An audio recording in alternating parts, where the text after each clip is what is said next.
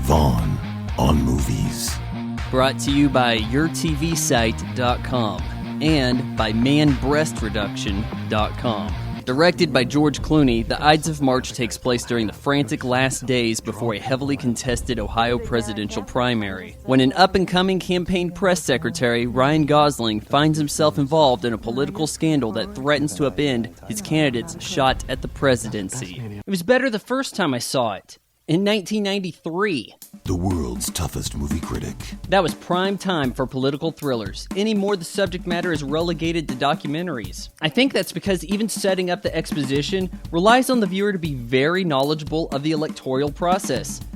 And it's not the most exciting thing you can make a movie about. The Ides of March has strong performances from an all-star cast, including the likes of Paul Giamatti, Marissa Tomei, and if he can cut some calories, maybe we can keep him around for a few more years, Philip Seymour Hoffman. If you're wondering why it's rated R, that's because within 10 minutes, Ides of March City is leveled by F-bombs. It's so distracting from the otherwise adult subject matter, you'd think the script was handed off to Andrew Dice Clay.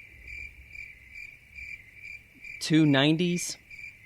Speaking of, The Ides of March is aesthetically dated. There's nothing wrong, there's just not a lot of new ideas, and the cheesy knockoff of the infamous Obama campaign poster is about as refreshing as seeing bullet time in a Paul W.S. Anderson film. Don't be fooled by the movie's poster. Clooney places himself in a supporting role, going absent for much of the film. He is the governor running for president, but much of the perspective is locked on Gosling. The actual scandal that hits is compounded, making campaign and personal damage control paramount. And before I give out my final score, I have to give a shout out to Denise Carlisle for answering this week's Pop Quiz Hotshot Trivia question. If you want to win a shout out, follow me on Twitter at Vaughn on Movies. Then be the first to answer the trivia question, posted Monday, 6 p.m. Central Time.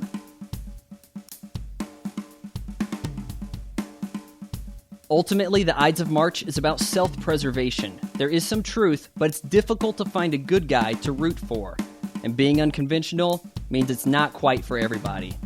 I give The Ides of March 2.5 out of 4 stars. I'll see you guys next time.